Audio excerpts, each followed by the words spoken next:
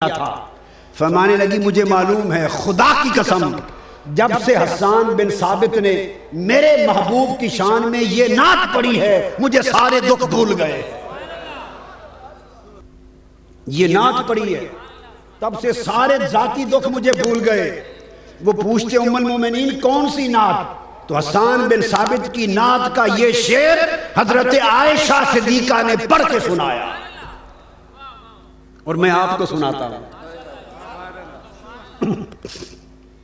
انہوں نے فرمایا جب سے حسان نے یہ کہا ہے میرے محبوب کی شان میں مجھے اپنے دکھ بھول گئے۔ کیا کہا؟ فَإِنَّ أَبِي وَوَالِدَتِي وَإِرْضِي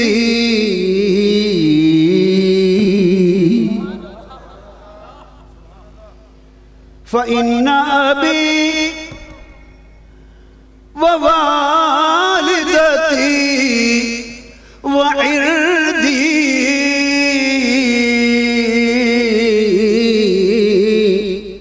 لِعِرْضِ مُحَمَّدٍ مِّنْكُمْ وِقَاءٌ۔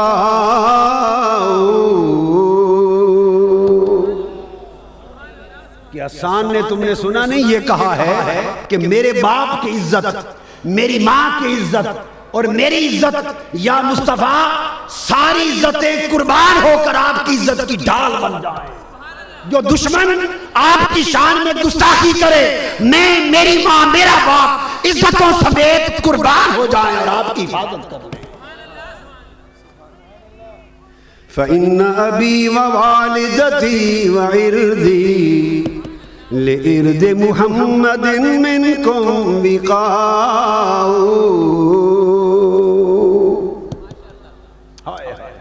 وقاء ہو گئی۔ اب سمجھ آئی بات کی؟ حضرت عائشہ صدیقہ ان کی نعت یاد کی ہوئی ہے اور ان کی نعت کا شعر پڑھ کے سنا رہی ہیں اور بخاری مسلم میں درج ہو رہی ہے۔ اب پتہ چلا بخاری مسلم کا عقیدہ کیا تھا، اب پتہ چلا ام المومنین عائشہ صدیقہ کا عقیدہ کیا تھا۔ حضور کی نعت پر اپنے دکھ بھلا دیے، اپنے رنج بھلا دیے۔ حدیث میں آتا ہے کہ حضرت عبداللہ بن رواحہ، بس دو تین حضور کے میلاد کے باب میں نعت خانوں کی بات حدیث سے کر رہا ہوں، حدیث سے، اور یہ حدیث جو اب بتا رہا ہوں اٹھا لے ترمذی شریف کتاب الادب اور سنن نسائی کتاب مناسک الحج، اس میں حدیث ہے۔ ایک اور نعت خان ہے حضرت عبداللہ بن رواحہ رضی اللہ تعالی عنہ۔ جب آقا علیہ السلام نے مکہ فتح کیا تو فتح مکہ کے دن 10,000 صحابہ تھے حضور کے ہمراہ۔ عبداللہ بن رواحہ کو سب سے آگے کر دیا، اور جب مکہ میں اور حرم کعبہ میں داخل ہوئے 10,000 کا لشکر لے کر، تو عبداللہ بن رواحہ آگے آگے مصطفیٰ کی نعتیں پڑھتے جا رہے ہیں، اور جو فتح مکہ کے دن جلوس مصطفیٰ مکہ شہر میں داخل ہوا وہ نعت مصطفیٰ کی قیادت میں داخل ہوا۔ اب سنیے لفظ سنیے ترمذی شریف اور نسائی شریف کے۔ جب وہ نعت پڑھ کے اونچی آواز سے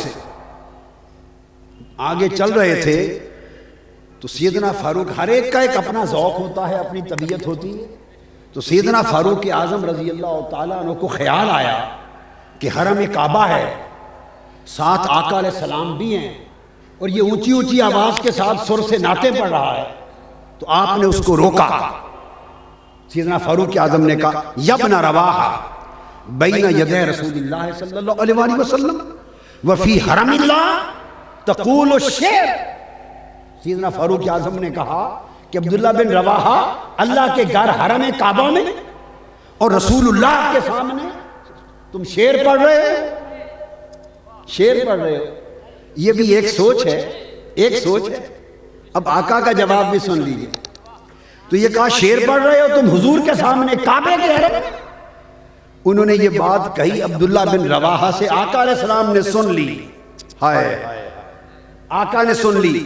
فرمایا عمر خبردار اسے کچھ نہ کہے، عمر اسے کچھ نہ کہے، فرمایا تمہیں کیا خبر، اس کے جو نعتیں پڑھ رہا ہے ایک ایک نعت کے شعر سے کافروں اور دشمنوں کے سینوں میں تیر چل رہے ہیں۔ اس کے شعر کافروں کے دلوں کو تیر کی طرح مار کر رہے ہیں، اس کو پڑھنے دے۔ ہائے ہائے ہائے۔ تو لوگو حضور کی نعتوں کے شعر کافروں کے دلوں کو مار کرتے ہیں تیر کی طرح، مومنوں کے دلوں کو ٹھنڈا ٹھار کرتے ہیں۔ کافروں کے دلوں کو مار کرتے ہیں، مومنوں کے دلوں کو ہائے ہائے ہائے۔ اور یہ جو حدیث ہے اس کو آگے سنیے، امام ترمذی نے کہا ھذا حدیث حسن صحیح، یہ حدیث حسن اور صحیح ہے۔ آگے چلیے، پھر صحابی ہیں حضرت کعب بن زہیر، معروف صحابی کعب بن زہیر، یہ پہلے کافر تھے اور بڑے غضب کے شاعر تھے، غضب کے شاعر تھے۔ اور یہ حدیث سنا رہا ہوں، یہ بھی طبرانی المعجم الکبیر سے، بہقی السنن الکبریٰ سے، ہیثمی مجمع الزوائد سے، اور ابن ہشام کی السیرۃ النبویہ سے۔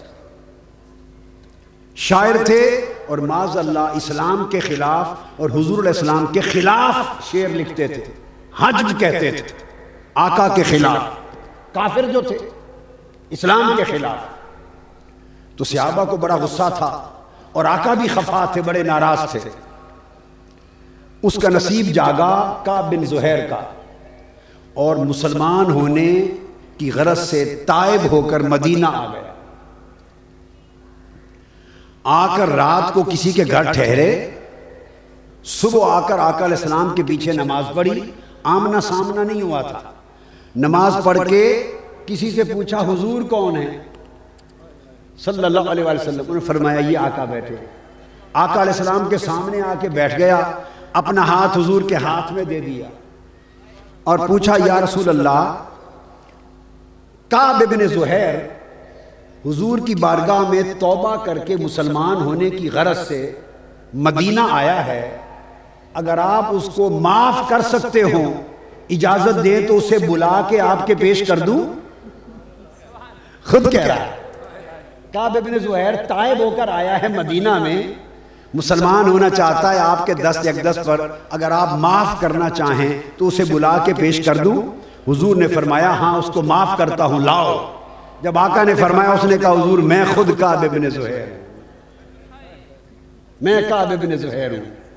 ایک انصاری صحابی اٹھے، عرض کیا یا رسول اللہ اجازت دیں میں دشمن خدا کی گردن اتار دوں، تلوار نکال دوں، گردن اتار دوں۔ آقا نے فرمایا چھوڑ دو، یہ گزشتہ حال سے توبہ کر کے آ گیا ہے۔ اب اس نے فوری عرض کیا حضور ایک قصیدہ لکھ کے لایا ہوں، اجازت ہو تو نعت پڑھ دوں حضور کی۔ آئے قبول اسلام کی مجلس ہے پہلی، عرض کی آقا اجازت ہو تو نعت پڑھ دوں؟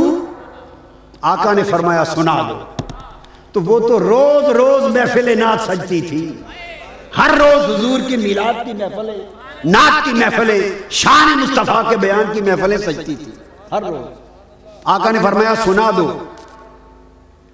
اب اس نے نعت پڑھی، اس کو قصیدہ بانت سعاد کہتے ہیں۔ وہ جو پڑھی اس میں جب ان دو شعروں پر آیا، وہ شعر سناتا ہوں۔ اخبرت ان رسول اللہ اوعدنی، اخبرت ان رسول اللہ اوعدنی، والعفو عند رسول اللہ مأمول، ان الرسول لنور یستضاء بہ۔ قربان جائیں، تصور کریں منظر حضور کے سامنے جب پڑھا جا رہا ہوگا، ان الرسول لنور یستضاء بہ محند من سیوف اللہ مسلول۔ شعر کا ترجمہ یہ ہے، جب یہ شعر پڑھے کہ مجھے خبر دی گئی ہے، مجھے بتا دیا گیا ہے کہ بے شک رسول اللہ نے میرے لیے سزا کا حکم سنا رکھا ہے کہ جو کعب بن زہیر کو پکڑے سزا دے، مجھے خبر پہنچی ہے، مگر میں تو حضور کی بارگاہ سے معافی کی امید رکھتا ہوں۔ اور پھر کہتا ہے بے شک یہ رسول نور ہیں، ان الرسول لنور، بے شک یہ رسول نور ہیں اور ان سے نور اور روشنی حاصل کی جاتی ہے، اور یہ اللہ کی شمشیروں میں برہنہ شمشیر ہیں جو کفر و شرک کا خاتمہ کر دیں۔ اب حدیث میں آتا ہے، ابن قانے روایت کرتے ہیں کہ جب اس نے یہ شعر پڑھا ان الرسول لنور، کہ حضور نور ہیں اور ہر کوئی نور ان سے لیتا ہے اور اللہ کی برہنہ شمشیر ہیں، آقا وجد میں آ گئے۔ وجد میں کیسے میں بتاتا ہوں، وجد میں آ گئے میرے مصطفیٰ، ایک کیف و سرور میں آ گئے، حضور جھوم اٹھے سن کر کہ میں نور ہوں۔ جب یہ پڑھا تو آقا نے اپنی چادر جو زیر تن کر رکھی تھی کملی اتاری اور پھینک کر کہا جا کعب بن زبیر کملی تجھے دے، اپنی چادر عطا کر دی۔ آقا نے اپنی چادر عطا کر دی۔ یہی وہ چادر تھی جو سلاطین بنو امیہ نے حضرت کعب بن زہیر کے خاندان سے پیسے دے کے خریدی، اور بنو امیہ اور بعد کے جتنے حکمران اور سلاطین خلفاء تھے جب تخت پر بیٹھتے تو وہ چادر اوڑھتے تھے تخت نشینی کے وقت، وہ کعب بن زہیر سے لی ہوئی چادر تھی جو آقا نے نعت پہ خوش ہو کر عطا کی۔ ہائے کیسے محفل میلاد سجتی تھی، ہر روز محفل میلاد اور محفل نعت، کئی نثر میں حضور کی شان ہو رہی ہے، کئی نظم اور نعت میں شان ہو رہی ہے۔ اور پھر ایک صحابی ہیں، ان کا نام ہے حضرت نابغہ جعدی، حضرت نابغہ الجعدی۔ یہ حدیث سنا رہا ہوں مسند الحارث سے، اور امام حیثمی کی مجمع الزوائد سے، اور امام ابن عبد البر نے الاستیاب میں روایت کی، اور امام اسقلانی ابن حجر اسقلانی نے الاصابہ فی تمجیز الصحابہ میں نابغہ جعدی کے باب میں روایت کی۔ آقا علیہ السلام کی بارگاہ میں انہوں نے نعت پڑھی، نعتیں پڑھی، طویل نعت پڑھی حضور کی بارگاہ میں۔ ایک روایت میں آتا ہے کہ 100 سے زائد اشعار کی نعت آقا علیہ السلام نے نعت سنی۔ اب دیکھیے اگر نعت کو یہ اہمیت نہ ہوتی، میلاد کو یہ اہمیت نہ ہوتی تو 200 اشعار ایک نعت خان سے آقا بیٹھ کے سنتے تھے۔ تو یہ کیا تھا؟ یہ ذوق تھا جو آقا نے پیدا کر دیا تھا، یہ کلچر تھا جو حضور نے پیدا کر دیا تھا، اور 14 صدیوں سے وہی میلاد کی شکل میں چلا آ رہا ہے۔ نابغہ جعدی نے یہ نعت پڑھی آقا کی، حضور خوش ہوئے۔ جب نعت پڑھ کے خوش ہوئے تو حضور نے اسے دعا دی نعت خان کو، فرمایا نابغہ جعدی تیری نعت پہ خوش ہوا ہوں، اللہ تیرے منہ کی رونق کبھی خراب نہ ہونے دے۔ صحابہ کہتے ہیں خدا کی قسم، بعض کہتے ہیں پھر اس کے بعد ہم نے 100 سال کی عمر تک بھی نابغہ جعدی کو دیکھا، اس کا جو دانت گرتا تھا ادھر گرتا تھا، نیا دانت پورا کا پورا پیدا ہو جاتا تھا، اور اس کی بطری کبھی خراب نہیں ہونے پائی۔ 100 سال تک نعت مصطفیٰ کے صدقے اس کی رونق قائم رہی۔ یہ کیوں تھی؟ تاکہ سر سے میری نعتیں پڑھتا رہے۔ ہائے ہائے ہائے، دانتوں کو کیوں رکھا؟ بولیے نا۔ فرمایا تیرے دانت نہ گریں، تیرے دانت نہ گریں، کیوں؟ کہ دانتوں سے ہی تو سارا لہن ہے۔ 100 سال تک لہن سے حضور کی نعتیں پڑھتے تھے۔ اور انصار کی بچیاں، یہ کل کتب حدیث و سیرت میں ہے، جب آقا تشریف لائے مکہ فتح کیا تو نعتوں کے ساتھ داخل ہوئے، ہجرت مدینہ میں مدینہ آئے تو 10 پر نعتوں کے ساتھ مصطفیٰ کا استقبال ہوا۔